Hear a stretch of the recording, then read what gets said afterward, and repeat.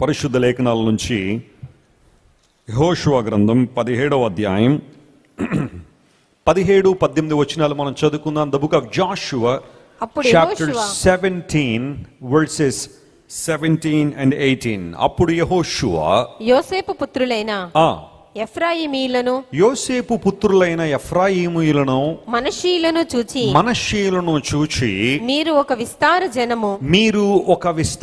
జనము మీకు అధిక బలము గలదు మీకు ఒక్క వంతు చీటియే కాదు ఆ కొండ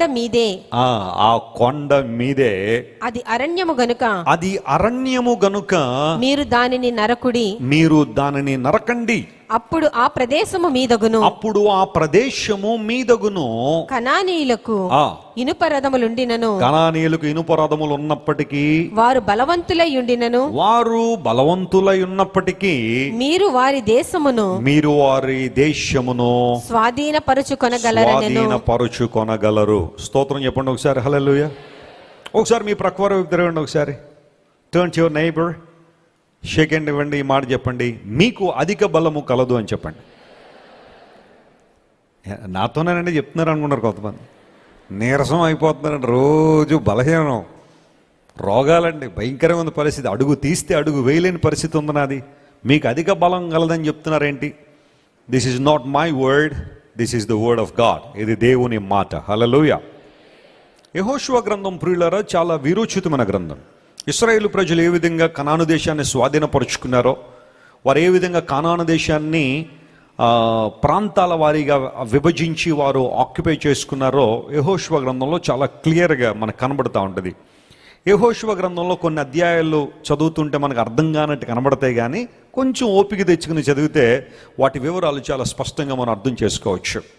ఇశ్రాయేలు ప్రజల యొక్క గోత్రాలు, వారి యొక్క జనాంగాలు కనాను దేశానికి వచ్చిన తర్వాత ఒక్కొక్క ప్రాంతాన్ని కైవసం చేసుకుంటూ అక్కడున్న శత్రువుల్ని ప్రక్కకు జరుపుకుంటూ వెళ్తూ, లేదా కొంతమందిని నిర్మూలన చేస్తూ వాళ్ళు ఏదో విధంగా కనాను దేశాన్ని స్వాధీనపరుచుకుని, ఎందుకంటే అది దేవుడు వారికి వాగ్దానం చేసిన ప్రాంతం. అది అబ్రహాము, ఇస్సాకు, యాకోబులకు వాగ్దానం చేసిన ప్రాంతం. అది యెహోషువ గ్రంథం 17వ అధ్యాయం దగ్గరికి వచ్చేసరికి యోసేపు కుమారుల గురించిన వివరాలు కొన్ని రాయబడ్డాయి.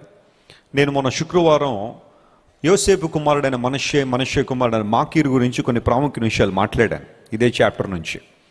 అయితే ఈ చాప్టర్ ఎండింగ్కి వచ్చేసరికి ఎఫ్రాయిమీయులు మరియు మనష్షీయులు అందరూ కూడా యెహోషువతో కొంచెం ఒక ఆర్గ్యుమెంట్ అనుకోండి, లేకపోతే వారికి ఉన్న అసహనాన్ని వ్యక్తం చేయడం కానివ్వండి, వాళ్ళు వచ్చి ఏమన్నారంటే, యెహోషువ గారు, మీరు మా ఇద్దరికీ కలిపి, ఎఫ్రాయిమీయులకి మరియు మనష్షీయులకి ఇద్దరికీ కలిపి ఒక్క చీటీ వేశారు, మీరు ఒక్క లోటే వేశారు.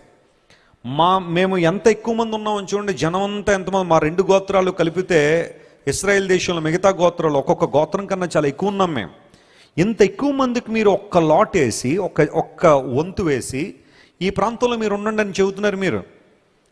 మేము చాలా విస్తారమైన జనంగా మేము ఉన్నాం, కానీ మీరు ఇచ్చిన ప్రాంతం మాకు సరిపోయేలా కనబట్టలేదు, ఇది మాకు చాలదు అని వారు కొన్ని అసహనాన్ని యెహోషువ దగ్గర వారు వ్యక్తం చేశారు. అప్పుడు యెహోషువ, గో, ఇచ్చిందేది ఇచ్చాం, మళ్ళీ ఎక్కువ మాట్లాడతారండి మీరు అని వాళ్ళ మీద విరుచుకు పడలేదు.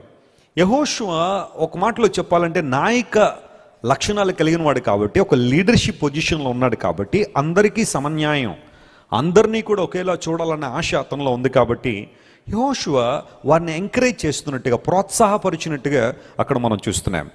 యెహోషువ ఎఫ్రాయిమీయులను మనష్షీయులను చూచి వారితో ఇలా అంటున్నాడు, మీరు నిజంగా విస్తార జనమే, ఐ నో దాట్, మీ సంఖ్య నాకు తెలుసు, మీరు ఎంతమంది ఉన్నారో నాకు తెలుసు, ఆ ప్రాంతం కూడా మీకు సరిపోదని నాకు తెలుసు, కాకపోతే మీలో ఒక కోణం, ఒక ప్రత్యేకమైన లక్షణం ఉంది. అదేంటో తెలుసా?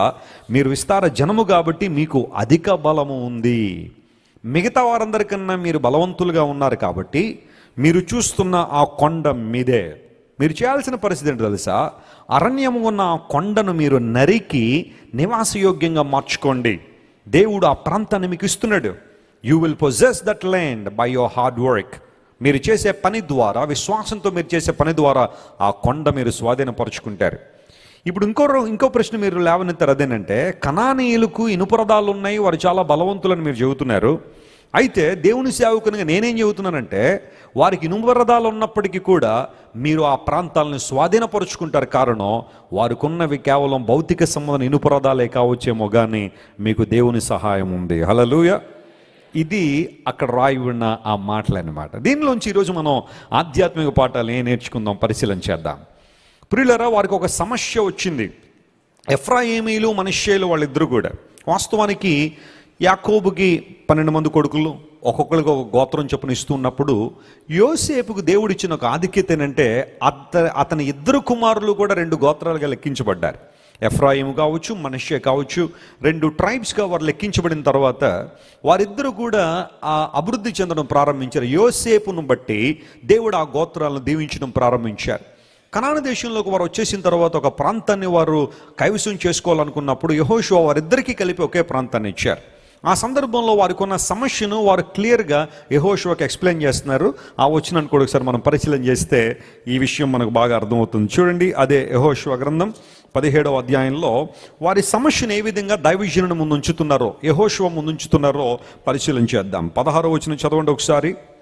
అందుకు యోసేపు పుత్రులు, యెహోషువ గ్రంథం 17వ అధ్యాయం 16వ వచనం. అందుకు యోసేపు పుత్రులు, ఆ మన్యము మాకు చాలదు, ఆ మన్యము మాకు చాలదు, అదియుగాక అంత మాత్రమే కాకుండా పల్లపు చోటున నివసించు ఆ కొండ క్రింద నివసిస్తున్న కనానీయులు అనగా బేత్షెయానులోని వారికి, దాని పురములోని వారికి, దాని చుట్టూ ఉన్న పురములలో ఉన్న వారికి, ఇజ్రాయేలు లోయలోని వారికి, ఆ తర్వాత ఇజ్రాయేలు లోయలోని వారికి ఇనుపరథములున్నవి. సమస్య, ప్రాబ్లం ఏంటి? ప్రాబ్లం, యోసేపు కుమారులు వచ్చారు, యోసేపు పుత్రులు యెహోషువ దగ్గరికి వచ్చారు. గుడ్ థింగ్ ఏంటంటే వారు రావాల్సిన ఆయన దగ్గరికే వచ్చారు. స్తోత్రం చెప్పండి, హల్లెలూయా. సమస్య వచ్చినప్పుడు వారు ఎవరి దగ్గరికి వెళ్ళాలో అక్కడికే వచ్చారు. యెహోషువ కాకుండా మరి ఎవరెవరి దగ్గరికి వెళ్ళి వీరు సమస్య చెప్పుకుని ఉండుంటే ఆ సమస్యకు పరిష్కారం ఉండేది కాదు. బహుశా ఈరోజు మీలో చాలామంది మీ జీవితాల్లో కూడా సమస్యలు ఎదుర్కొంటూ ఉండొచ్చు. అవి చిన్నవి కావచ్చు, పెద్దవి కావచ్చు. తెలుగులో సామెత ఉంటుంది, ఎంత చెట్టుకు అంత గాలని. కొన్నిసార్లు మనం అనుకుంటా ఉంటాం, నాకే ఉన్నాయండి కష్టాలు, ఇంకెవ్వరికీ లేవండి, అందరూ బాగానే ఉన్నారండి అనుకుంటాం. కానీ అందరూ అలాగే అనుకుంటారు యూజువల్గా. ఎవరి స్థాయికి తగ్గట్టుగా సమస్యలు వారికి ఉన్నాయి. చిన్నపిల్లలు వారికి ఉన్న సమస్యలు వారికి ఉన్నాయి, యవనస్తులకు ఉన్న సమస్యలు వారికి ఉన్నాయి, కౌమారంలో ఉన్న వారికి ఉన్న సమస్యలు వారికి ఉన్నాయి, వృద్ధాప్యంలో ఉన్న వారికి ఉన్న సమస్యలు వారికి ఉన్నాయి, రాజకీయవేత్తలు వారికి ఉండే సమస్యలు వారికి ఉన్నాయి, సంఘంలో ఉన్న వారికి ఉన్న సమస్యలు వారికి ఉన్నాయి, సంఘ సేవకులకు ఉండాల్సిన సమస్యలు వారికి ఉన్నాయి. Everybody is facing problems in their respective areas.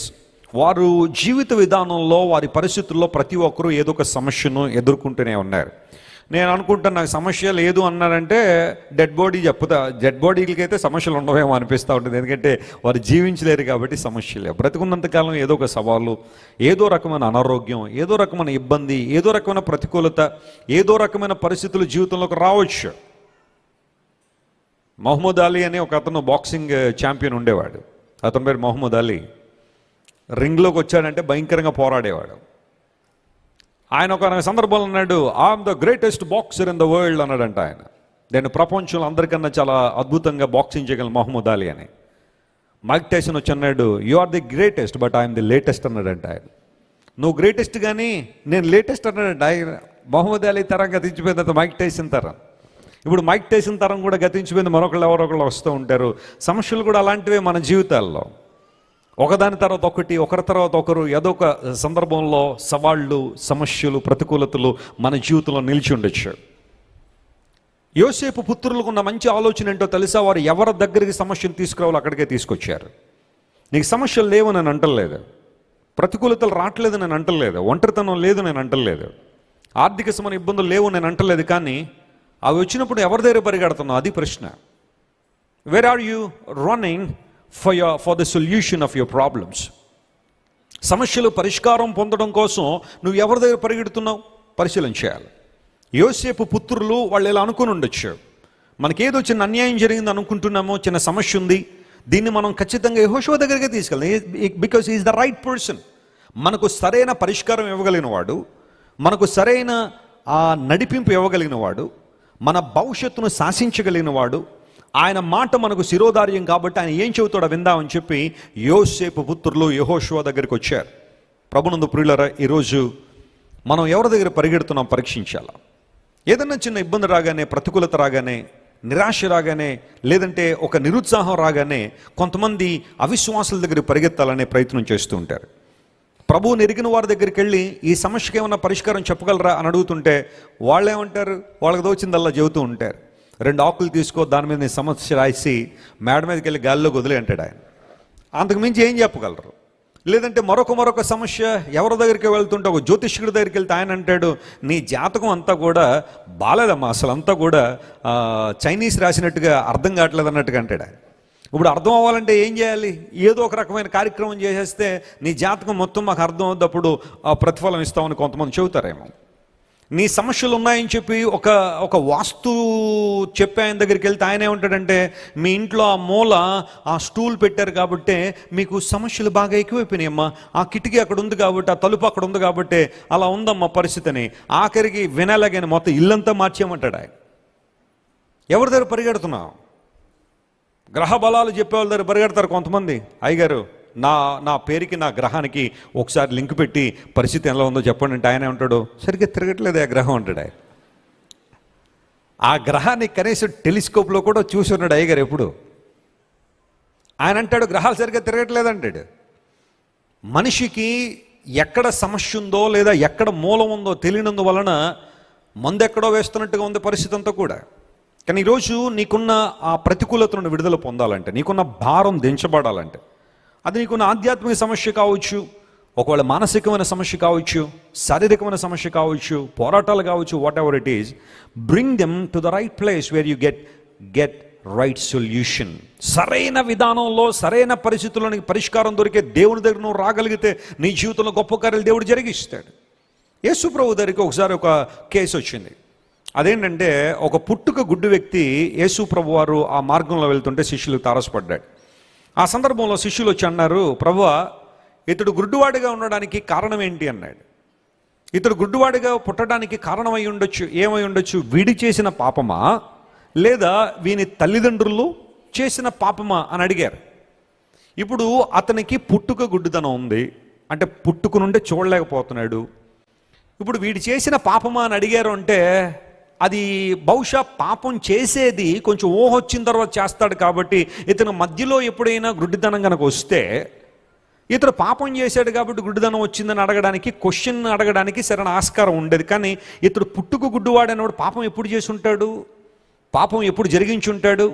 బహుశా అక్కడున్న వారిలో ఒక ఆలోచన ఏంటంటే ఇంతకుముందు ఇంకో జీవితం ఏదైనా ఉందేమో, ఆ జన్మలో ఇతను ఏదైనా తప్పు చేసి ఉంటాడు, ఆ జన్మలో ఏదో పాపం చేశాడు కాబట్టి ఈ జన్మలో ఏమయ్యాడు, పాపం అభాగ్యుడైపోయాడు. కొంతమంది జన్మ సిద్ధాంతం నమ్ముతారు కదా, ఇదిగో ఈ జన్మలో నువ్వు సరిగ్గా బతికితే బతుకు, లేకపోతే వచ్చే జన్మలో బల్లిగానో నల్లిగానో పిల్లిగానో పుడతావు జాగ్రత్త అని కొంతమంది జన్మ సిద్ధాంతం నమ్మేవాళ్ళు ఉంటారు. విచిత్రం ఏంటంటే ఈ మధ్యకాలంలో ఒక ఇంగ్లాండ్ దేశంలో ఒక ప్రధాన వ్యక్తిని, పేరైతే నేను చెప్పను కానీ ఒక ప్రధాన వ్యక్తిని, ఒక సెలబ్రిటీ లాంటోడు, అతన్ని ఎవరో ప్రశ్నలు అడుగుతున్నారు. చిన్న డిబేట్ జరుగుతుంటే, ఒక కాన్వర్జేషన్, ఒక డైలాగ్ జరుగుతుంటే ఆయన అడిగారు, what will happen after you die అని అడిగారు ఆ వ్యక్తిని. చాలా చాలా ఉన్నతమైన కుటుంబానికి చెందినవాడే, బాగా చదువుకున్నవాడే, అన్ని పరిస్థితులు ఉన్నవాడే. అతను అడిగారు, నువ్వు చచ్చిపోయిన తర్వాత ఏంటి పరిస్థితిని అడిగితే, I will become an animal అన్నాడు ఆయన. నేనేమవుతానట, ఓ జంతువు అవుతానన్నాడు. అంటే అతనికి వాస్తవం తెలిసిందో తెలీదో మనకే తెలియదు, కానీ అతను మాత్రం ఊహ ఏంటంటే నేను ఎలాగా తప్పులు చేస్తున్నాను కాబట్టి వచ్చే జన్మలో ఎలా ఉంటానో ఒక యానిమల్గా పుడుతూ ఉంటాను. ఒకసారి ఒక ఇంటి ముందు కుక్క, వాళ్ళు పెంచుకోవట్లేదు కానీ అది రోజు వచ్చి వాళ్ళ ఇంటి ముందు కూర్చునేదట, లేదా ఇంటి ముందు పడుకునేది, కాపలా కాస్తుండేది ఇంటిని.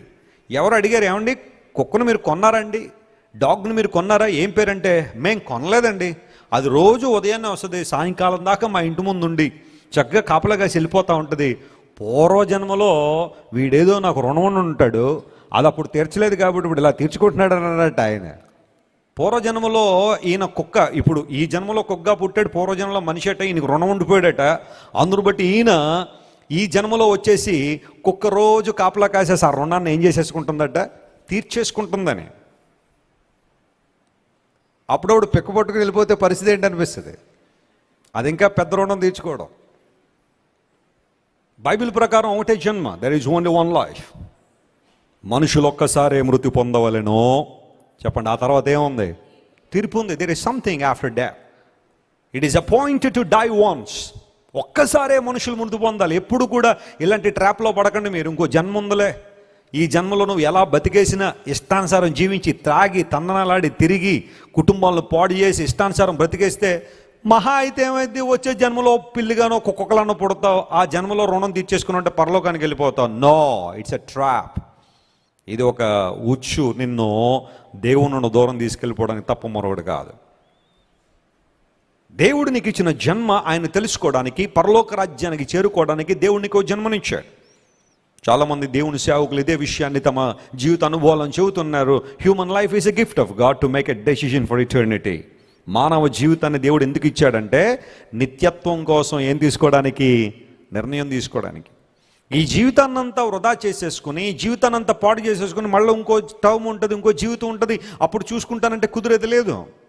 దేవుడు విలువైన జీవితంగా మానవ జీవితం ఎందుకు మార్చాడంటే it's an opportunity to make a decision for eternity. ఈ జీవిత కాలంలో కనుక నువ్వు నిర్ణయం తీసుకోకపోతే నిత్య జీవాన్ని గురించి నువ్వు ఇంకెప్పుడు తీసుకోలేవు. ఈ విషయాన్ని గుర్తుపెట్టుకోండి. కొంతమంది క్రైస్తవ శాఖలలో కొన్ని డినామినేషన్స్ ఉన్నాయి. ఆ డినామినేషన్ వాళ్ళు కూడా ఏం చెప్తారంటే, మీరేం కంగారు పడకండి, ఇక్కడ వాక్యం విని కూడా మీరు మారుమనసు పొందకపోతే చచ్చిపోయిన తర్వాత మళ్ళీ అవకాశాలు ఉన్నాయి. నరకంలో కొంతమంది దేవుని సేవకులు వస్తారు మీకోసం. అక్కడ వాళ్ళు వచ్చి ఒప్పుకో, నీ పాపాన్ని ఒప్పుకో అంటారు. అప్పుడు ఒప్పేసుకుంటే మీరు అక్కడ నుంచి ఎక్కడికి వెళ్ళిపోతారు, పరలోకం. మరి ఇంకా అదే కనుకుంటే ఇంక ఇదంతా ఎందుకండి? ఈ మందిరాలు ఎందుకు, ప్రార్థనలు ఎందుకు, ఉపవాస ప్రార్థనలు ఎందుకు, సువార్త సభలు ఎందుకు, ఇవన్నీ ఎందుకు? ఇంకే చచ్చిపోయినాడల్లా నరకంలోకి వెళ్ళిన తర్వాత కాల్తా ఉంటే ఒప్పుకో అంటే ఒప్పుకోకుండా ఉంటాడు ఎవడైనా? అక్కడ కూడా నేను ఒప్పుకోనండి, ఇలాగే కాల్తానండి అంటారు ఎవరైనా? నరకంలోకి వెళ్ళి కాలుతూ ఉంటే ఒప్పుకో అంటే గట్టిగా ఒప్పుకుంటారు. అలాంటి బోధలు నమ్మకండి, అనవసరం అబద్ధ బోధలు అవన్నీ కూడా. రక్షణ ప్రాముఖ్యతను, దేవుని కొరకు నిర్ణయం తీసుకునే అనుభవాల నుండి నేను వెనకకు లాగేసే నిర్ణయాలు లేకపోతే బోధలు అవన్నీ కూడా. It's appointed to die once. ఒక్కసారే మృతి పొందాలని బైబిల్ సెలవిస్తాం. నిత్యత్వం గురించి నిర్ణయం తీసుకోవాల్సిన అవకాశం ఇదే. సమస్య వచ్చినప్పుడు ఎవరి దగ్గర పరిగెడుతున్నావు? ఇబ్బందికర పరిస్థితులు వచ్చినప్పుడు ఎవరి చుట్టూ తిరుగుతున్నావు? దేవుని సందుకు వచ్చావా? దేవుని సందులో మోకాళ్ళు వేస్తున్నావా? యేసుక్రీస్తు ప్రభువుని అదే అడిగారు. ఈ వ్యక్తి గుడ్డివాడిగా పుట్టడానికి వీడు చేసిన పాపం అంటే బహుశా అంతకుముందు ఏమన్నా జీవితం ఉందేమో, అందులో తప్పు చేసి ఉంటాడు, అందును బట్టి ఇబ్బంది వచ్చిందని. లేదా ఇతని తల్లిదండ్రులు చేసిన పాపం అంటే యేసు ప్రభువునాడు ఆ రెండూ కాదన్నాడు ఆయన. స్తోత్రం చెప్పండి, హల్లెలూయా. ఆయనకి తెలుసు పరిస్థితి ఏంటి, ఆయనకి తెలుసు ఆ రెండూ కాదు. మరి ఎందుకు అంటే దేవుని క్రియలు ఇతని యందు ఏం చేయబడాలని, ప్రత్యక్షపరచబడాలని.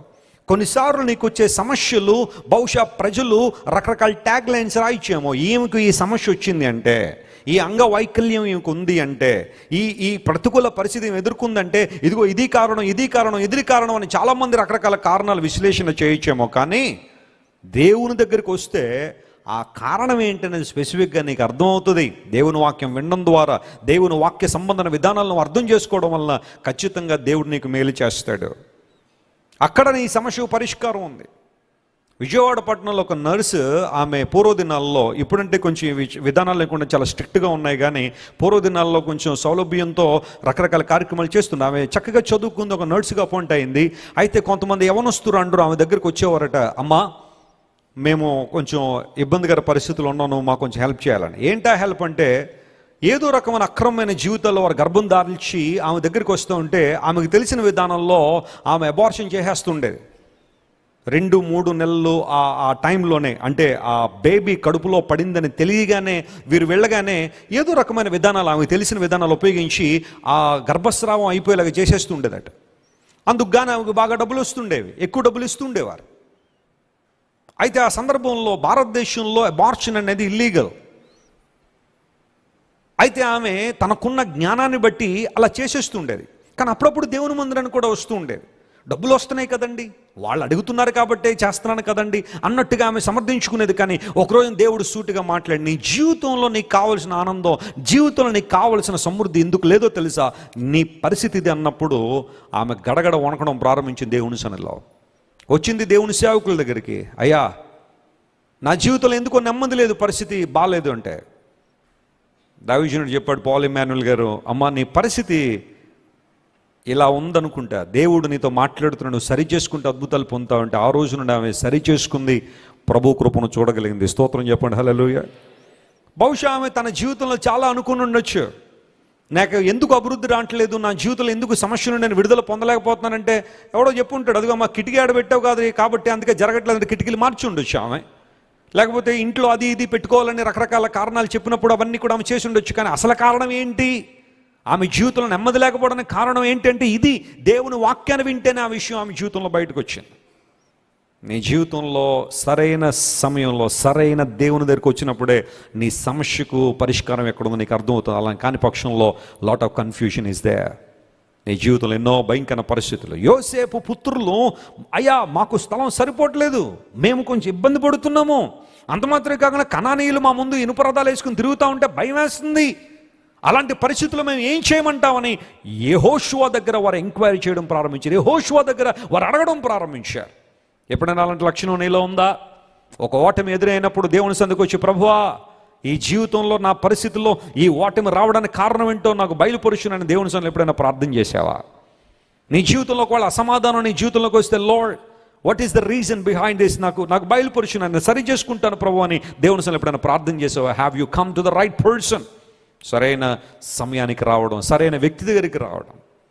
ఎలీషా గారు బ్రతుకున్న రోజుల్లో ఒక ఆమె ఎలీషా గారి దగ్గరికి వచ్చింది, అయ్యా నా భర్త ప్రవక్తే కానీ అప్పులు చేసి చచ్చిపోయాడు, ఆ అప్పులన్నీ కూడా ఎవరు తీర్చాలి? పిల్లలుగా తీర్చాలి, అంతే కదా. ఇప్పుడు తల్లిదండ్రులు అప్పులు చేస్తే ఎవరు తీర్చాలి? మా డాడీ అప్పులు చేస్తే మేము ఎందుకని అనడానికి లేదు, మరి మీ డాడీ ఆస్తి ఇస్తే తీసుకున్నావు కదా, అందులో బట్టి అప్పులు కూడా ఏం చేయాలి? తీర్చాలి. రీసెంట్గా సుప్రీంకోర్టు వారు కూడా తీర్పులు చెప్పేశారు అనుకున్న, కుటుంబంలో ఇద్దరు మగపిల్ల ఇద్దరు ఆడపిల్లలు ఉంటే తల్లిదండ్రులకు ఏమైతే ఉన్నాయో అవన్నీ కూడా అందరూ ఏం చేయాలా? షేర్ చేసుకోవాలి. అవి అప్పులైనా చెప్పండి, ఆస్తులైనా. బైబిల్ గ్రంథంలో ఎప్పుడో ఈ విధానం మనకు కనబడుతూనే ఉంది కదా. యోబు గారు తన కుమారులతో పాటుగా తన కుమార్తెలకు కూడా ఏమి ఇచ్చారట? ఆయన స్వాస్థ్యం ఇచ్చాడని. ఆడపిల్లల్ని తక్కువగా చూసి ఏదో అరకొర విషయాలు వాళ్ళకి అప్పచెప్పేసి, నువ్వు ఆడపిల్లవు కాబట్టి ఇంక మాకు సంబంధం ఉండదు కాబట్టి నువ్వు సరిపెట్టేసుకోమనడానికి లేదట. ఇప్పుడు ఈ రోజుల్లో పురుషులకు అంటే కుమారులకు ఎంత స్వాస్థ్యం ఉందో కుమార్తెలకు కూడా అలాంటి స్వాస్థ్యమే. అయితే కుటుంబ సభ్యులు ఒక చోట కూర్చుని తగులాడుకోకుండా, దెబ్బలాడుకోకుండా, జుట్లు పట్టుకుని కొట్టుకోకుండా జాగ్రత్త కూర్చుని మంచిగా, ఇదిగో అన్నయ్య ఇది నీకు, తమ్ముడు ఇది నీకు, అక్క నీకు ఇది నీకు అని తల్లిదండ్రులు తదనంతరం అది కూడా వాళ్ళు ఉన్నప్పుడు లాగేసుకుని తల్లిదండ్రులు గేట్లలోంచి బయటికి గెంటేయాలని ఉద్దేశం కాదు, ఇళ్లలోంచి బయటికి గెంటేయాలని కాదు. అది కుటుంబ పరిధిలో వారు పరిష్కరించుకోగలిగితే చాలా బాగుంటాయి. సో తల్లిదండ్రుల ఆస్తులే కాదు, తల్లిదండ్రుల అప్పులు కూడా ఎవరు భరించాలి? పిల్లలు భరించాలి. మీ నాన్నగారు ₹1,00,000 అప్పు చేసి చనిపోతే కుటుంబంలో ఇద్దరుంటే ఇద్దరు చెరొక 50,000 ఏం చేయాలట? అప్పు కట్టాలి. ఇది లా, ఇది చట్టం.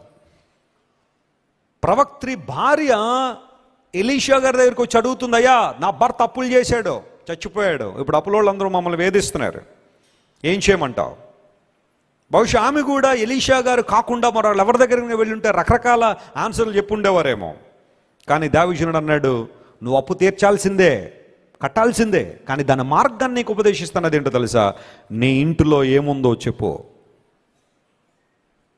అయ్యా మా ఇంట్లో కొంచెం ఆయిల్ ఉందండి. అవునా? That's enough. ఉండాల్సిందే ఉంది నీ ఇంట్లో. స్తోత్రం చెప్పండి హల్లెలూయా. అన్ని పోగొట్టుకోకూడనిది ఆ ఇంట్లో ఉంది. అదేంటో తెలుసా? Anointing oil. ప్రవక్తలలో పూర్వదినాల్లో అభిషేక తైలం ఉండేదట. ఆయిల్ అంటే మనం ఇప్పుడు చికెన్ ఫ్రై చేసుకునే ఆయిల్ కాదు అది, లేకపోతే మటన్ ఫ్రై చేసుకునే సన్ఫ్లవర్ ఆయిల్ను గానుగ నూనె కాదు అది. అభిషేక తైలం వాళ్ళ ఇంట్లో ఉండేది, ప్రవక్తలు వాడేవారు. ఆ తైలం ఉందయ్యా, ఆ తైలం అడగంటలేదు కదా, ఆ తైలం పోలేదు కదా, అన్నీ పోయినప్పటికీ నీ ఇంట్లో అభిషేక తైలం ఇంకా ఉంది కాబట్టి బ్రింగ్ ఇట్ అవుట్, తీసుకురాదాన్ని ఉపయోగించు.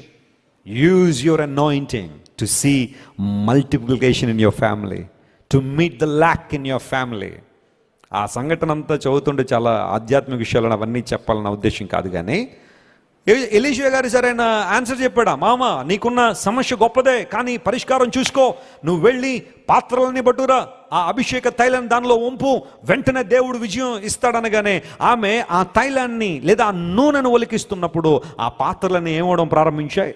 ఎంటీ పాత్రలను ఏమవుతున్నాయి? నిండుతూ ఉంటే ఆ నూనెంతా అమ్మేసి అప్పంతా కట్టేసింది. స్తోత్రం చెప్పండి హల్లెలూయా. పరిష్కారం దొరికిందా లేదా? ఆ బిడ్డల భవిష్యత్తులు నిలబడ్డాయా లేదా?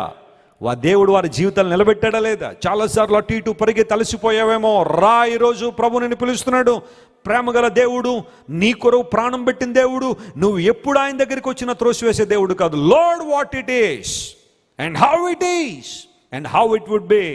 నా జీవితంలో నా పరిస్థితి ఏంటి ప్రభువా, నా భవిష్యత్తు ఏంటి నాయన, మాకున్నవి సరిపోవట్లేదు ప్రభువా, నాకున్నదే చాలటం లేదు అని యోసేపు కుమారులు చెప్పారు. అప్పుడు యెహోషువ అన్నాడు, ఉన్నదేదో సరిపెట్టుకోండి అని అనలేదు, కానీ వారికి ఒక పరిష్కార మార్గాన్ని ఇచ్చాడు. ఈరోజు నీ జీవితంలో కూడా ఆనాడు యోసేపు పుత్రులు చెప్పినట్టుగానే, అయ్యా మాకున్న ఇల్లు సరిపోవట్లేదయ్యా, లేదా మాకున్న పరిస్థితులు సరిపోవట్లేదు, మాకున్న ఇన్కమ్ సరిపోవట్లేదు, మాకున్న ఈ అనుభవాలు సరిపోవట్లేదు, we need more, we need to possess more land.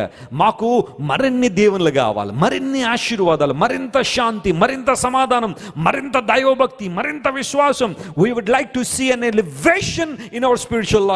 మా జీవితంలో ఒక ఉన్నతమైన స్థితికి రావాలని కోరుతున్నాం. We don't want to settle down with what we have, but would like to possess more land. ఎక్కువగా మేము స్వాధీనపరచుకోవాలనుకుంటున్నామని ఎప్పుడైనా దేవుణ్ణి అడిగావా? దాన్ని ఇలా ఆధ్యాత్మిక భాషలో అడుగుదాం. అయ్యా, నేను ఇప్పుడు ప్రార్థన చేస్తున్నాను కానీ సరిపోవట్లేదు, ఇంకొంచెం ఎక్కువ నేనేం చేయాలా? ప్రార్థన చేయాలి. వాక్యం చదువుతున్నాను కానీ I would like to read more word of God. దేవుని కొరకు ఇంకా ఎక్కువగా వాడబడాలి. నా సామర్థ్యాన్ని, నా తలాంతులను, నా వరాలని, నా ధనాన్ని దేవుని కోసం ఇంకా వినియోగించాలి. Bless me more and more so that I can be a blessing. నన్ను ఆశీర్వదించు ప్రభువా, నేను అనేక మంది దేవునికరంగా ఉంటానని మనం ఎప్పుడైనా ప్రార్థన చేశామా? యోసేపు పుత్రులో మంచి ఒక మాదిరి ఇక్కడ మనకు ఉంచారు. సమస్య ఉన్నప్పుడు యెహోషువ దగ్గరికి వచ్చి, Joshua is the right person. పాత నిబంధనలో యెహోషువ అనే పేరు మనం ఏదైతే చూస్తున్నామో, నూతన నిబంధనలో యేసుక్రీస్తు ప్రభు వారికి కూడా అదే పేరు.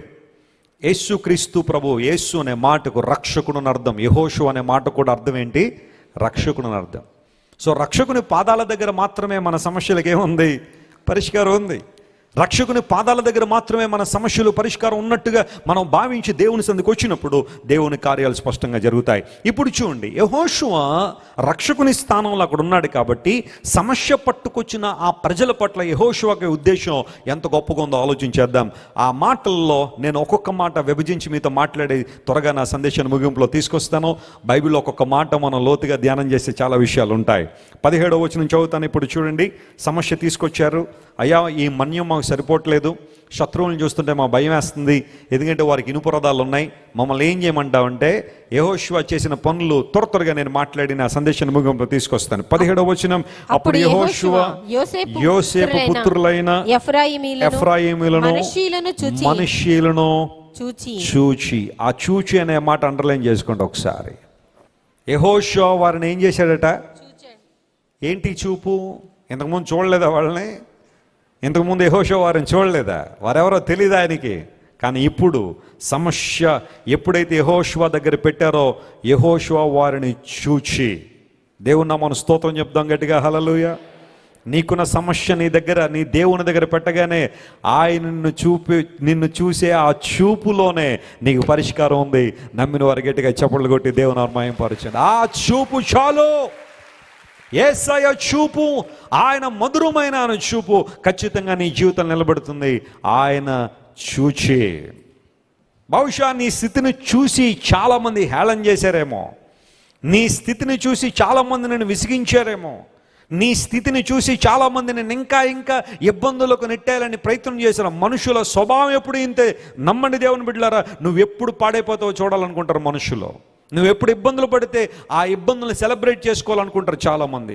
పైకి మంచిగా మాట్లాడుతున్నట్టు కనబడినా, భారం ఉన్నట్టు కనబడినా, నీ మీద ప్రేమ ఉన్నట్టు కనబడినా, లోపల ఎక్కడో చోట ఏదో ఒక శాతం ఖచ్చితంగా వారు ఆనందిస్తూనే ఉంటారు నువ్వు ఇబ్బందులు ఉన్నావని. మనుషుల చూపులు నిన్ను మరిన్ని ఇబ్బందులకు నెట్టేస్తాయేమో, కానీ నా యేసయ్య చూపు మాత్రమే నిన్ను శిఖరాగ్రంలో నిలబెడుతుంది. హల్లెలూయా. ఆ చూపు చాలా ఉన్నతమైన చూపు. ఆ చూపు చాలా ఉన్నతమైన చూపు. ఇశ్రాయేలు ప్రజలు ఐగుప్తు దేశంలో బానిసలుగా ఉండి ఏడుస్తుంటే వారి నిట్టూర్పులు చూసిన వాడు ఎవరూ లేరు. ఫరో రోజు రోజుకి ఇశ్రాయేలు ప్రజల మీద భారాన్ని పెంచేస్తున్నాడు. గడ్డిచ్చేవాడు, రిసోర్సెస్ ఇచ్చేవాడు. కొంతకాలానికి అవన్నీ ఆపు చేసి మీరే తెచ్చుకోండి, కానీ లెక్క మాత్రం సంపూర్తి చేయండి. రోజుకి ఎన్ని ఇటుకలైతే మీరు చేస్తున్నారో అదే ఇటుకల లెక్క నాకు ఇవ్వాలి, రిసోర్సెస్ మీరే తెచ్చుకోవాలి, అన్నీ మీరే తెచ్చుకోవాలి, పని మాత్రం చేయాలని విపరీతమైన భారాన్ని వేస్తుంటే వారు నలిగిపోయారట, వారి ప్రాణాలు విసిగిపోయినాయి. అలాంటి పరిస్థితుల్లో వారు ఏడుస్తుంటే వారిని చూసింది ఎవరో? దేవుడు చూశాడు. ఈరోజు బహుశా నీలో ప్రశ్న ఉండొచ్చు, వెస్లీ గారు నన్ను ఎవరు చూడలేదండి, ఎవరు పట్టించుకోవట్లేదండి, ఎవరికి వాళ్ళు జీవిస్తున్నారు, కానీ ఏ ఒక్కరూ నా మీద దృష్టి నిలపట్లేదని, నా భర్త కూడా నన్ను చూడలేకపోతున్నాడు, నా భార్య నన్ను చూడట్లేదు, నా పిల్లలు నన్ను చూడట్లేదని చాలామంది ఏడుస్తుంటే దేవుని సేవకునిగా ప్రకటిస్తున్నాను, నీ యేసయ్య చూపు నీ మీద ఉంది. హల్లెలూయా. ఆ చూపు చాలు ఈరోజు నువ్వు నిలబెట్టబడ్డానికి, శత్రువుని జయించడానికి, ఉన్నతమైన ఆధ్యాత్మిక అనుభవాల చేత నువ్వు ఎదగడానికి ఆ చూపు చాలు. యెహోషువ వారిని చూచి, ప్రభువు చూస్తున్నాడు. యెహోవా కన్నులు ప్రతి స్థలం మీద ఉండును, మంచివారిని చెడ్డవారిని అవి చూచుచుండును. తన యందు యథార్థ హృదయం గల వారిని బలపరచడానికి యెహోవా కనుదృష్టి లోకమంతా ఏం చేస్తుంది?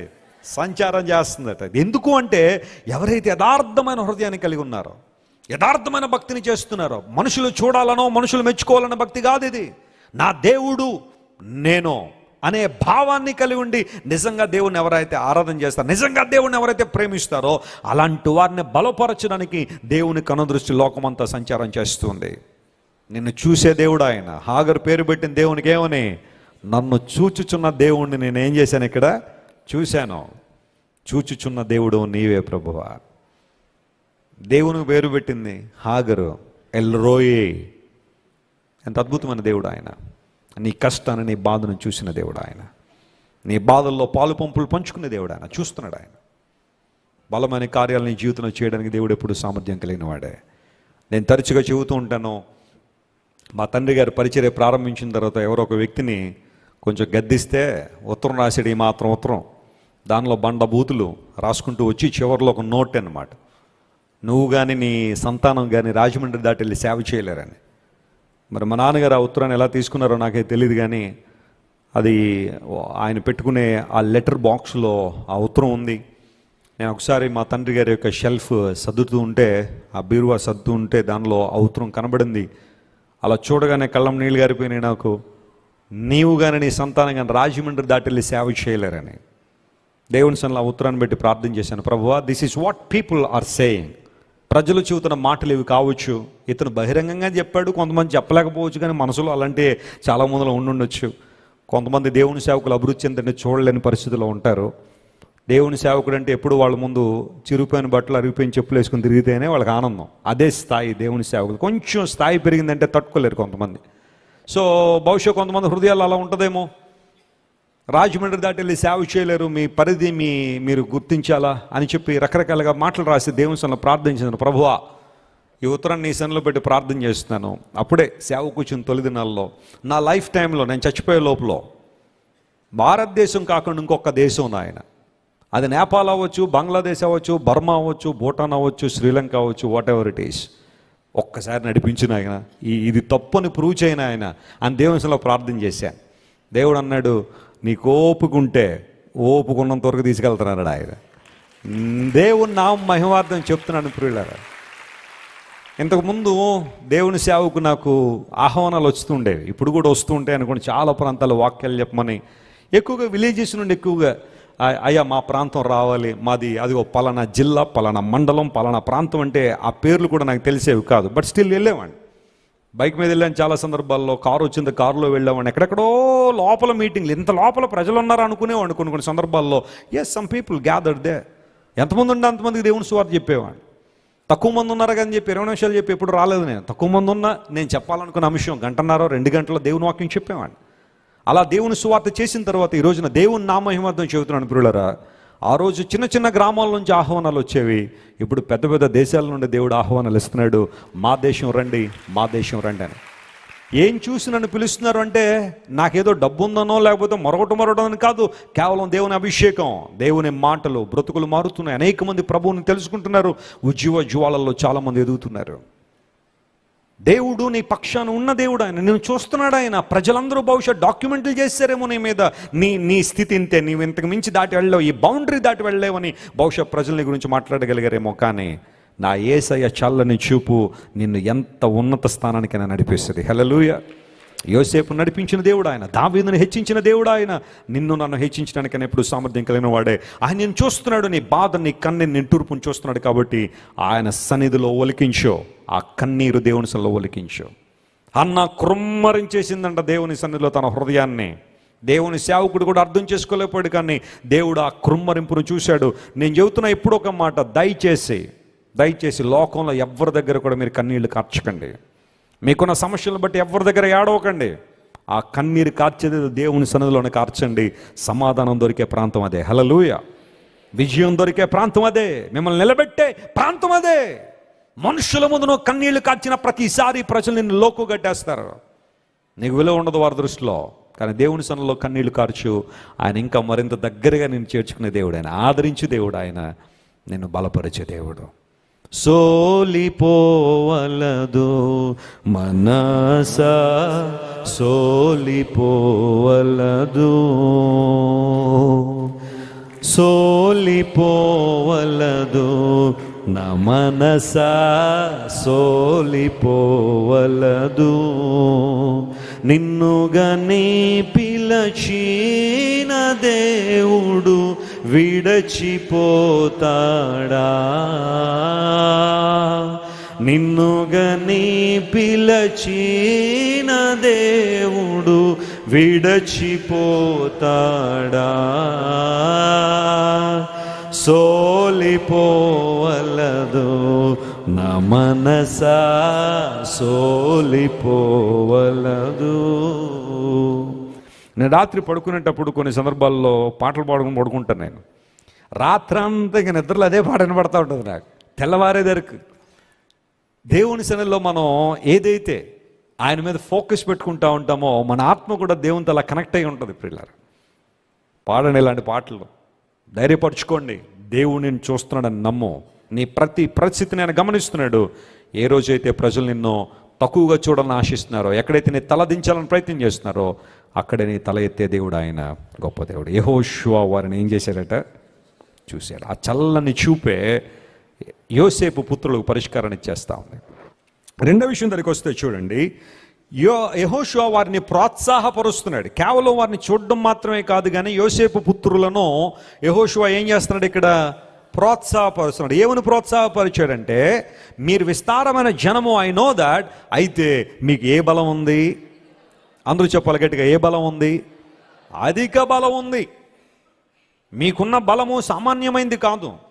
మీకున్న బలము సామాన్యమైన బలం కాదు, మీకు అధిక బలం ఉంది. మీరు దాన్ని గుర్తించండి. Recognise your strength and your potential. నీకున్న బలాన్ని, నీకున్న శక్తిని నువ్వు గుర్తించు. చాలాసార్లు శత్రు బలాన్ని చూసి అధైర్యపడిపోతున్నావు, శత్రు బలాన్ని చూసి బెంబేలెత్తిపోతున్నావు, శత్రు బలాన్ని చూసి కృంగిపోతున్నావు. కానీ నీ బలం ఏంటో నీకు తెలుసా? నీ శక్తి ఎంత గొప్పదో నీకు తెలుసా? దేవుడు నీకు ఇచ్చిన బలం యొక్క ఔన్నత్యం ఏంటో నీకు తెలుసా? ఈరోజు దేవుడు అదే ఇక్కడే మనం ఫోకస్ చేయాలని ఆశిస్తున్నాడు. మీకు అధిక బలము కలదో. ఏనుగుల్ని కొన్ని సందర్భాల్లో ఈ సర్కస్లో ఆడిస్తూ ఉంటారు. ఏనుగులు, ఎలిఫెంట్ ఎంత ఉంటుంది చెప్పండి? చాలా పెద్దది ఉంటుంది కదా, చాలా బలమైన జంతువు అది, యానిమల్. అయితే ఏనుగుల్ని ఏ విధమైన తాళ్ళు బంధించకుండా, ఏ విధమైన సంకెళ్ళు లేకుండా అంత ఈజీగా ఎలా టేమ్ చేసేసారు వాటిని ఏ విధంగా సాధుపరిచేసేసారు. యూజువల్గా ఏనుగులు ఎంతో కొంత వైల్డ్ యానిమల్సే. కొన్నిసార్లు ఏనుగుల దాడులు చూస్తూ ఉంటాం. కార్లను తిరగేసేస్తూ ఉంటాయి, ట్రక్కులను తిరగేసేస్తూ ఉంటాయి, ఊళ్ళల్లోకి వచ్చి మొత్తం అన్నీ నాశనం చేసేస్తూ ఉంటాయి. మరి అంత బలమైన ఏనుగుల్ని ఎలా టేమ్ చేసేసారు వాళ్ళని ఆలోచన చేస్తే, జాగ్రత్త వినండి.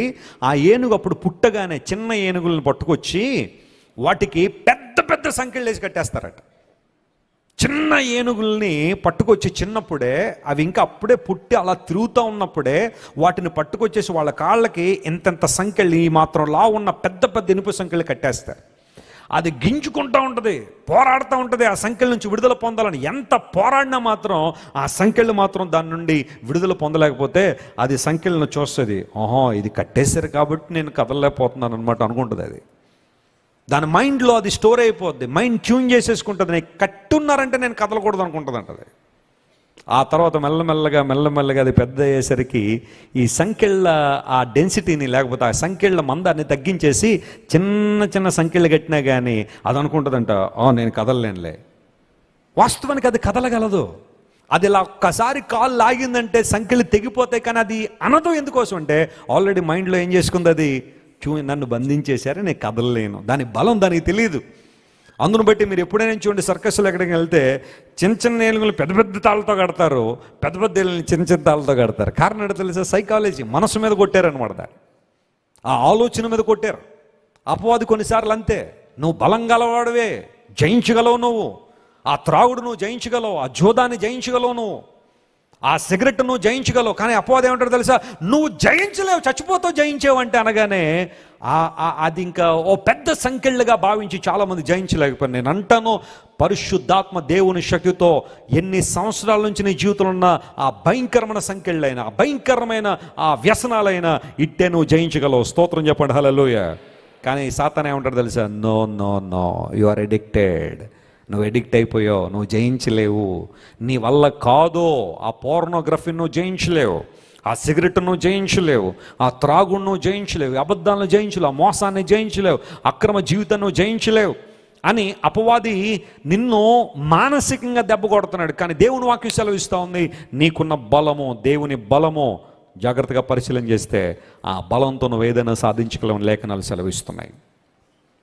చాలా విషయాలు ఉన్నాయి బైబిల్లో, అనేక విషయాలు. దేవుని బలంతో మనం ఏమి సాధించగలం అనేది చాలా విషయాలు నేను చెప్పగలను. కానీ ఎగ్జాంపుల్గా ఒక 2-3 విషయాలు చెప్తాను, జాగ్రత్తగా గమనించండి. దేవుని బలముతో అగ్ని బలమును చల్లార్చారని బైబిల్లో రాయబడింది. ఉందా లేదా బైబిల్లో ఆ మాట? చదివారు ఎప్పుడైనా? ఎక్కడుందా మాట? ఆదికాండం 1:1లోనా? ఆదికాండం 1:1లో లేదమ్మా. అక్కడ ఆది యందు దేవుడు భూమి ఆకాశములను సూచించిన ఉంది. అగ్ని బలమును చల్లార్చిరి. హెబ్రీయులకు రాసిన పత్రిక 11వ అధ్యాయం 34వ వచనం అనుకోండి, చదవండి ఒకసారి. Hebrew chapter 11:34. అగ్ని బలమును అగ్ని బలమును ఏం చేశారట? చల్లార్చిరి. ఎవరి కోసం రాయబడింది ఈ మాట? చెప్పండి. వండర్ఫుల్.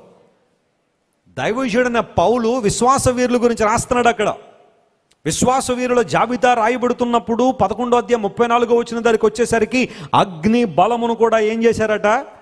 చల్లార్చారు. అగ్ని బలమైందా కాదా చెప్పండి? చాలా బలమైంది. ఎందుకు? అది దేన్నైనా ఏం చేయగలదు? దహించివేయగలదు, దేన్నైనా కాల్చివేయగలదు. నిన్నగాక మొన్న ఫలక్నామా ఎక్స్ప్రెస్ ఏమైపోయింది? కాలిపోయింది. మరి ఎలా మంటలు అంటుకున్నాయో తెలియదు. అంతకుముందు ఎవడో పంపించాడట ఉత్తరం, ఇలాంటి సంఘటనలు ఇంకా చాలా జరుగుతాయని. జరుగుతున్నాయి. ఒకదానితో ఒకటి రైలు ప్రయాణం చేయాలంటేనే భయం వేసే పరిస్థితిలోకి వచ్చేసింది ఈ రోజున. అందును బట్టి నిన్నడదనం గుడ్ న్యూస్, రైలు ప్రయాణంలో టికెట్లు తగ్గింపని. ఎందుకోసం? అందరూ భయపడిపోతారేమో, ఇలాంటి యాక్సిడెంట్లు జరుగుతున్నాయి. రోజు 7 అంతలు అగ్నిగుండాన్ని వేడి చేసేయండి అన్నాడు. అప్పటికే చాలా వేడిగా ఉంది అగ్నిగుండం. 3 మనుషులు వేయడానికి చాలా పెద్దదే అగ్నిగుండం. కానీ దాన్ని ఇంకా 7 అంతలు తీక్ష్ణమైన మంటలతో వేడి చేశారు. ఇగో సాటిస్ఫై అవ్వట్లేదు. ఎందుకంటే రాజుగారి హీగో హర్ట్ అయిపోయింది. అక్కడ రాజు అంతటా వాడు ఇంత గొప్ప కార్యక్రమాన్ని తలపెడితే 3 యవనస్తులు నాకు వ్యతిరేకంగా నిలబడ్డారు. వీళ్ళు ఎంత వీళ్ళు, వీరి సంగతి ఏంటో తెలుస్తాను అనుకున్నాడు. తీసుకెళ్లి అగ్నిగుండంలో 7 అంతలు వేడి చేయబడిన అగ్నిగుండంలో పడేస్తే తల వెంట్రుకలు కూడా వాసన రాలా. స్తోత్రం చెప్పండి, హల్లెలూయా. What a power of God. వీరిలో ఉన్న ఆత్మ బలము అక్కడున్న భౌతికమైన అగ్ని బలాన్ని ఏం చేసింది? చల్లార్చింది. నువ్వు దేవునిలో బలంగా ఉంటే, ఆత్మలో నువ్వు బలంగా ఉంటే, దృఢంగా ఉంటే, అగ్ని బలాన్ని కూడా నువ్వు ఏం చేయగలవు చెప్పండి? చల్లార్చగలవు. 3 యవనస్తులు ప్రూవ్ చేశారు. ఆఖరికి దేవుడు వారితో ఉన్నాడు. నెబుకద్నెజరు చుట్టూ చాలామంది ఉన్నారు. లక్షలాది మంది ప్రజలు ఉండుండొచ్చు, వేలాది మంది ప్రజలు ఉండుండొచ్చు. కానీ 3తో దేవుడు ఉన్నాడు. స్తోత్రం చెప్పండి, హల్లెలూయా. చాలాసార్లు మెజారిటీ వైపు దేవుడు ఉంటాడు అనుకుంటాం. కొన్ని సందర్భాలు దేవుడు మైనారిటీ వైపు ఉంటాడు. హల్లెలూయా. నువ్వు ఒక్కడే ఉన్నావు, బాధపడొద్దు. నా ఒక్క కుటుంబం నుండి మా విలేజ్లో ప్రభువుని అంగీకరించామండి, మా ఒక్క కుటుంబమే మా గ్రామంలో నుండి, బాధపడకు. నీ ఒక్కడితోనే దేవుడు ఉంటాడు అక్కడ. దేవుని కార్యాలు చూస్తావు స్పష్టంగా. మా బంధువులు కొన్ని 100 మంది ఉన్నారండి, ఎవరికి ప్రభువు తెలియదండి, మేమే ప్రభువుని తెలుసుకున్నామండి. వాళ్ళ బలం చాలా గొప్పదంటే దేవుడు అంటాడు, నీ బలం వారికన్నా గొప్పదే. ఎందుకోసం అంటే మీకు అధిక బలం కలదు, అగ్ని బలమును చల్లార్చిన బలం. కొరింథీయులకు రాసిన 2వ పత్రిక 10వ అధ్యాయం 4వ వచనంలో పౌలు మహాశయుడు అంటాడు, దేవుని ఎదుట దుర్గములను పడగొట్టు వారంగా మేము ఉన్నాం. ఎలా ఉన్నాము అంటే పౌలు భక్తుడు ఎక్స్ప్లెయిన్ చేస్తున్నాడు అక్కడ 2 Corinthians chapter 10 and verse 4. మా యుద్ధోపకరణములు శరీర సంబంధమైనవి కావు గాని దేవుని ఎదుట దుర్గములను పడద్రోయ జాలినంత బలము గలవై ఉన్నవి. స్తోత్రం చెప్దాం ఒకసారి హల్లెలూయా. మా యుద్ధోపకరణాలు బలమైనవా బలహీనమైనవా? కొన్నిసార్లు యుద్ధాలు చేసేటప్పుడు ఉపకరణాలు సరిగ్గా లేవనుకోండి, ఓ పెద్ద గన్ ఉంది, తీరా యుద్ధంలోకి వెళ్తే అది పేల్చలేదనుకోండి, పరిస్థితి ఎలా ఉంటుంది? అది శత్రువుకి చాలా ఈజీగా దొరికిపోవడమే. మా యుద్ధోపకరణాలు బలహీనమైనవి కాదు, దేవుని ఎదుట కట్టబడుతున్నా. అంటే దేవుని ఎదుట అంటే దేవునికి వ్యతిరేకంగా అని అర్థం అక్కడ. ఆల్రైట్, మీకు అర్థమైందా? దేవుని ఎదుట అనే మాట అక్కడ ఎందుకు వాడాడంటే దేవునికి వ్యతిరేకంగా కట్టబడుతున్న దుర్గములను పడగొట్టగా జాలినంత శక్తి గలవే, బలము గలవే మా యుద్ధోపకరణాలు. పౌలు మహాశయుడు క్రైస్తవ జీవితాన్ని యుద్ధంతో పోల్చాడు ఆయా సందర్భాల్లో. ఆ యుద్ధంలో దేవుని ఎదుట కట్టబడుతున్న దుర్గములు పడగొట్టగా జాలినంత శక్తి ఎందుకు వచ్చిందంటే మాకు దేవుని బలం ఉంది అన్నాడు. అధిక బలము అంటే శత్రు బలం అంతటికన్నా దేవుని బిడ్డల బలం గొప్పది అని లేఖనాలు సెలవిస్తున్నాయి. ఈ బలం గురించి నీకు తెలిసిందా? ఎందుకు చింతపడిపోతున్నావు? ఎందుకు కృంగిపోతున్నావు? ప్రతి చిన్నదానికి ఎందుకు అధైర్యపడిపోతున్నావు? నా బతుకేంటండి ఇలా అయిపోయిందని ఎందుకు నీ బ్రతుకును అసహించుకుంటున్నావు, చెప్పించుకుంటున్నావు? దేవుడు నన్ను పుట్టించకుండా ఉంటే బాగుండేదని ఎందుకు అనుకుంటున్నావు అంటే నీ బలాన్ని నువ్వు తెలుసుకోవట్లేదు. అపవాది ఏదో ఒక సంఖ్యల చేత నిన్ను బంధించేసి నీ మైండ్ ట్యూన్ చేశాడు. నీకు బలం లేదు, నువ్వు బలహీనరాలివి, నువ్వు శక్తిహీనరాలివి, నువ్వు దేవుని కోసం ఏం చేయలేవు, నువ్వు దేవుని కోసం పాడలేవు, దేవుని కోసం నడవలేవు, దేవుని సువార్త ప్రకటించలేవు, నీ వల్ల ఏది కాదు అని అపవాది నిన్ను బైండ్ చేసేసాడు. ఈరోజు ఆ బంధకాల నుంచి విడుదల పొందాలా, లేవాలను దేవుని కోసం. నా యుద్ధోపకరణాల బలము గలవి. హల్లెలూయా. మన పోరాటం గొప్పది, మనకున్న ఆయుధాలు కూడా గొప్పవే. Praise the lord. ఇవి ఆధ్యాత్మికమైన ఆయుధాలు, యుద్ధోపకరణాల బలము గలవి. జకరియా గ్రంథం 12వ అధ్యాయం 5వ వచనం దిగండి ఒకసారి. ఎందుకు ఈ బలం ఎక్కడి నుండి వస్తుంది వీళ్ళకి, దేవుని బిడ్డలకి, లేదా దేవుని అంగీకరించిన వారికి బలం ఎక్కడి నుండి వస్తుంది అనే ప్రశ్న వేసుకుంటే జకరియా 12:5లో ఒక మాట ఉంటుంది చూడండి. చదవండి త్వరగా. జకరియా గ్రంథం 12వ అధ్యాయం 5వ వచనం. అప్పుడు యెరూషలేములోని అధికారులు యెరూషలేము నివాసులు, చూడండి, యెరూషలేము నివాసులు తమ దేవుడైన యెహోవాను నమ్ముకొనుట వలన మాకు బలము కలుగుచున్నది. స్తోత్రం చెప్దాం ఒకసారి హల్లెలూయా. ఎందుకు ఈ బలం? క్రైస్తవునికున్న బలం ఏంటి? వీరు ఎవరు నమ్ముకుంటున్నారు? దేవుణ్ణి నమ్ముకున్నారు కాబట్టే వీరికి బలం ఉంది. మీకు అధిక బలం కలదు ఎఫ్రాయిము మనష్షీయులారా. Don't worry about your problem. మీకున్న సమస్యను బట్టి మీరు కృంగిపోవద్దు. మీ బలాన్ని మీరు చూడండి, మీకున్న కాలింగ్ మీరు చూడండి, మీకున్న పిలుపును మీరు చూడండి, మీకున్న దర్శనాన్ని మీరు చూడండి. దేవుడు బలహీనులుగా ఉన్న మిమ్మల్ని ఏ విధంగా బలపరిచాడో చూడండి. తన శక్తి చేత, పరిశుద్ధాత్మ శక్తి చేత దేవుడు మీరు ఎలా నింపాడో చూడండి. యేసు ప్రభువు అన్నారు, మీరు వెళ్ళండి, యెరూషలేములో కనిపెట్టండి, పరిశుద్ధాత్మ మీ మీదకి వచ్చినప్పుడు మీరు శక్తి పొందుతారు. కాబట్టి గ్రీకు భాషలో డ్యునామిస్ అనే పదం వాడారు. పైనుండి శక్తి, దేవుడి నుండి వచ్చే శక్తి. ఈ శక్తి దేనికంటే దేవుని కోసం సాక్షులుగా జీవించడానికి. నీకుంది బలం, గ్రహించట్లేదు చాలాసార్లు. తమ్ముడు, నీకుంది బలం, నీకున్న సమస్యను జయించడానికి. కానీ చాలాసార్లు నువ్వు ఆ విషయాన్ని గుర్తించగానే బలహీనపడిపోతున్నావు. ఈరోజు దేవునితో మాట్లాడుతున్నాడు, జయించు, నీకున్న సమస్యను జయించగలిగే బలం నీకుంది. ఎందుకంటే మనల్ని బలపరచు వారు ఎవరు? దేవుడు. మనకున్న బలం ఆయనదే. వీరు యెహోవాను నమ్ముకునుట వలన బలవంతులు అవుతున్నారు. ప్రతిరోజు నీ నమ్మకం ఎంతైతే పెరుగుతుందో నమ్మకానికి తగ్గట్టుగా బలం కూడా పెరుగుద్ది. హల్లెలూయా. నీ విశ్వాసం ఎంత పెరుగుతుంటుందో విశ్వాసానికి తగిన బలం కూడా అలాగే పెరుగుతుంటుంది. అందును బట్టి ఎప్పుడు కూడా విశ్వాసంలో బలహీనలు అవ్వద్దు. మీకు అధిక బలం ఉంది, ప్రోత్సహిస్తున్నాడు. యేసు ప్రభు దగ్గర నీకు కావలసినంత ప్రోత్సాహం ఉంది. Praise the Lord. హల్లెలూయా. నీకు ఎంత ఎంకరేజ్మెంట్ కావాలంటే అంత బైబిల్లో ఉంది. ఎంకరేజ్మెంట్ కోసం నువ్వు మరొక చోటకి పరిగెత్తాల్సిన అవసరం లేదు. You are divinely motivated, you are divinely encouraged by God. దేవుని చేత నువ్వు మోటివేట్ చేయబడుతున్నావు. నీ బలము దేవుని దగ్గర ఉంది. Yes, you have stamina, you have potential, you have strength from the Lord. దేవుని నుండి నీకు బలం ఉంది. మీకు అధిక బలం కలదని ప్రోత్సహించాడు. ఈ బలము అగ్నిని చల్లార్చిన బలము. ఈ బలము యుద్ధోపకరణాలు కలిగి ఉన్న ఈ బలము శత్రు కోటగోడలను కూల్చగలిగిన బలము అనే విషయాన్ని గుర్తించాలి. మూడో మాట చెప్పిన నేను ముగిస్తాను, చూడండి. ఒకసారి మీ ప్రక్క వరకు తిరిగి మాట చెప్పండి, చాలా బాగుంటుంది. ఆ కొండ మీదే అని చెప్పండి ఒక మాట. ఏ కొండని అడగరా మరి? కొండ మీదే అనగానే ఏ కొండది? గుణదల కొండ. ఏ కొండది? మన దగ్గరలోనో మెట్ట ఉంటుంది, ఇది కూడా ఇదివరకు దీన్ని సారంగధర మెట్ట అనేవారు. దీన్ని ఎత్తుగా ఉండేది. అక్కడ టీవీ స్టేషను మరి ఎప్పటికీ ఉన్నదో లేదో తెలియదు, కానీ రాజమండ్రిలో యూజువల్గా ఈ ఏరియా అంతా కూడా చాలా ఎత్తైన ప్రాంతం. గోదావరి నది 1986-87 వరద, భయంకర వరద వచ్చినప్పుడు చాలా మటుకు రాజమండ్రి మునిగిపోయింది. ఈ ప్రాంతం మునగలేదు. ఎందుకోసం అంటే ఇది చాలా ఎత్తైన ప్రాంతం మనం ఉన్నది. కొండ మీదే అనగానే ఏ కొండ ఇది? లేఖనం సెలవిస్తూ ఉంది, ఏదైతే నువ్వు దేవుని నుండి ఆశిస్తున్నావో, ఏదైతే కష్టతరంగా నీకు అనిపిస్తుందో, ఏదైతే ఈరోజు అరణ్యంగా నీకు అనిపిస్తుందో, విపరీతమైన గుబురుగలిగిన చెట్లనో లేకపోతే విష సర్పాలతో భయంకర మృగములతో నింపబడిన అరణ్యంగా ఏదైతే ఉందో, when you start cutting the trees, నువ్వు ఆ కొండను నరకగలిగితే, లేదా ఆ కొండ మీద ఉన్న చెట్లను మీరు నరకండి, ప్రయాసపడండి, దేవుని కొరకు జీవించండి, ఖచ్చితంగా ఆ కొండ మీదే.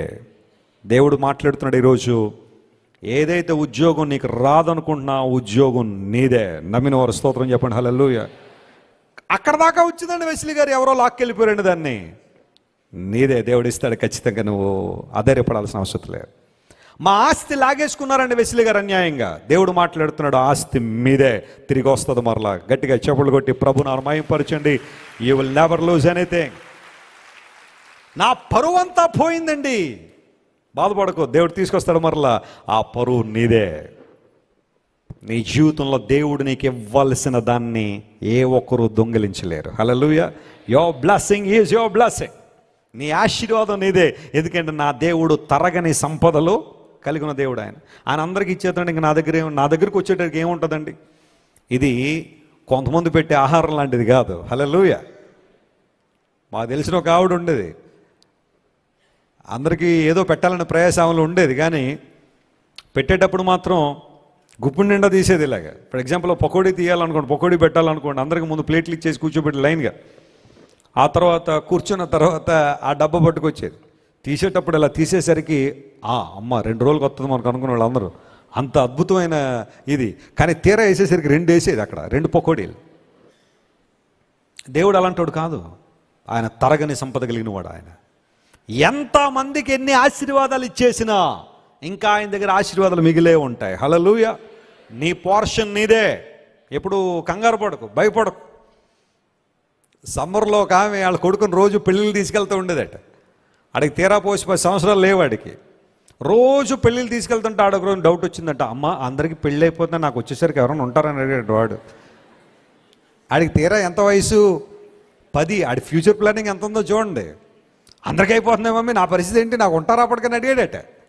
అప్పుడు తల్లి ఒకసారి కొట్టి, పదరా అప్పుడే అలాంటి ఆలోచనలు ఎందుకు రారు. కొన్నిసార్లు మనం కూడా అందరికీ ఇచ్చేస్తున్నారని ఉద్యోగం నాకే రావట్లేదు, నా ఉద్యోగం రాదా అండి? నీదే అమ్మా, కంగారు పడకు. On time God will deliver that job to you. అందరికీ కాల్ లెటర్లు వచ్చేసినాయండి. టీసీఎస్లో అందరూ ఒకేసారి అప్లై చేసుకుని అందరికీ వచ్చేసి అందరూ జాయిన్ అయిపోయారండి. నాకే ఇంకా లేదండి. ఏం కంగారు పడకు, నీ సమయం ఉంది, దేవుడు ఇస్తాడు. నీ ఆశీర్వాదం నీదే. ఎప్పుడు నేను దేవుని సన్నిధిలో అలాగే నా దేవుని ఆరాధిస్తాను. దేవుడు నాకు ఇవ్వాల్సిన ఆశీర్వాదాలు నాకే ఇస్తాడు. ఆమేన్. నాకు తీసుకెళ్ళి పక్కోళ్ళని డెలివరీ చేశారు. కొన్నిసార్లు పోస్ట్ మ్యాన్లో రాంగ్ అడ్రస్లు ఇచ్చేస్తూ ఉంటారు కదా. ఎవరో అడ్రస్ ఉంటుంది, ఎవరికో ఇచ్చేస్తూ ఉంటాడు తీసుకెళ్ళి కంగారులో. వాళ్ళు వచ్చి ఏమంటే ఇది మాది కాదని ప్రక్కోళ్ళదని. దేవుడు ఎప్పుడూ కూడా నీ ఆశీర్వాదం రాంగ్ అడ్రస్లో డెలివరీ చేయడు. ఆమేన్. Your blessing is your blessing. Your peace is your peace. నీ శాంతి నీదే, నీ సమాధానం నీదే, నీ ఆశీర్వాదం నీదే. నువ్వు చేయాల్సింది ఏంటో తెలుసా? దేవుడు నన్ను ఎలాగే ఆశీర్వదిస్తాడు కదా అని చెప్పి ఇంట్లో కూర్చోమని కాదు. You have to work. వెళ్ళండి, ఆ కొండను, అక్కడున్న అరణ్యాన్ని నరకండి. ఆ ప్రాంతం మీదే, ఆ కొండ మీదే. దేవుడు నీతో మాట్లాడుతున్నాడు. ఒకవేళ ఈరోజు నీ కుటుంబ సభ్యులు నీకు అన్యాయం చేస్తున్నట్టు అనిపిస్తుందా? దేవునికి రావాల్సిందాన్ని దేవుడు నీకు ఇస్తాను, నువ్వు కంగారు పడద్దు. నీ జీవితంలో దేవుడు ఏదైతే ఆశీర్వాదం నీ కోసం సిద్ధపరిచారో ఆశీర్వాదం దేవుడు నీకు ఇస్తాడు. ఒకవేళ పెళ్లి సంబంధం తప్పిపోయిందా? బాధపడకు, దేవుడు నీతో మాట్లాడుతున్నాడు. నీకు రావలసిన వారిని దేవుడు నీ జీవితంలో తీసుకొస్తాడు. హల్లెలూయా. నువ్వు అందంగా లేవనో, లేకపోతే ఉద్యోగం లేదనో, కులం బాలేదనో, అదనో ఇదనో, ఇల్లు బాలేదనో, ఎవరో ఒకవేళ భవిష్యత్తుని తృణీకరించారేమో, కంగారు పడుకో. అది వారికి దురదృష్టం, ఎందుకంటే నిన్ను కాదనుకున్నారు కాబట్టి. కానీ దేవుడు నీతో మాట్లాడుతున్నాడు, you have your portion with the Lord. దేవుని దగ్గర నీ పోర్షన్ అలాగే ఉంది. నా పానీయ భాగము, నా స్వాస్థ్య భాగము నీవే. దేవుడు నీతో ఉన్నంతకాలం ఏ లోటు లేదు, ఏ కొరత లేదు. అందును బట్టి యెహోషువ సమస్యను తన దగ్గర తీసుకొచ్చిన యోసేపు పుత్రులైన ఎఫ్రాయిం మనష్షీలను చూసి అంటున్నాడు, మీకు స్థలము సరిపోదన్నమాట వాస్తవమే, ఐ నో దాట్. మీకన్నా ఎక్కువ నాకు తెలుసు. ఇనుప రథాలు కనానీయులు కలిగి ఉన్నారనే విషయం కూడా నాకు తెలుసు. అయితే మీరు చేయాల్సిన పని ఏంటంటే ఆ కొండ మీదే అని మీరు గుర్తించి, దేవుడు నీకు ఇచ్చిన సామర్థ్యం నీదే అని, దేవుడు నీకు ఇచ్చిన శక్తి నీదే అని, ఆశీర్వాదం నీదే అని, బహుమానం నీదే అని నువ్వు గుర్తించగలిగితే ఆ కొండను ముందు స్వాధీనపరుచుకోండి. అప్పుడు ఎప్పుడైతే ఆ కొండను స్వాధీనపరుచుకుంటారో కింద తిరుగుతున్న ఇనుప రథాల గురించి మీరు పెద్దగా ఆలోచించాల్సిన అవసరం లేదు. అవి మీకు భయాన్ని తీసుకురావు. ప్రతిసారి మీరు వాటి చుట్టూ తిరుగుడాన్ని బట్టి వాటిని చూసి కంగారు పడుతున్నారు. కానీ once you reach to the top, once you reach to the mountain peak, నీవు ఆ కొండ శిఖరాన్ని కనుక చేరుకోగలిగితే ఇనుప రథాలను ఖచ్చితంగా మీరు ఏం చేస్తారు? జయిస్తారు. చాలాసార్లు మన జీవితంలో జరిగేది అదే కావచ్చు. కనానీయుల ఇనుప రథాలను చూసి కంగారు పడుతున్న మనల్ని దేవుడు అంటున్నాడు, ముందు ఆ కొండెక్కన్నాడు ఆయన. స్తోత్రం చెప్పండి, హల్లెలూయా. Get to the mountain.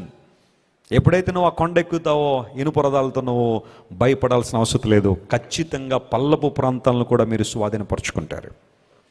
ఒక్కొక్క ఆధ్యాత్మిక సత్యాన్ని మనం ఆలోచన చేస్తాను. ఎన్ని శ్రేష్టమైన విషయాలు ఇక్కడ రాయబడ్డాయి.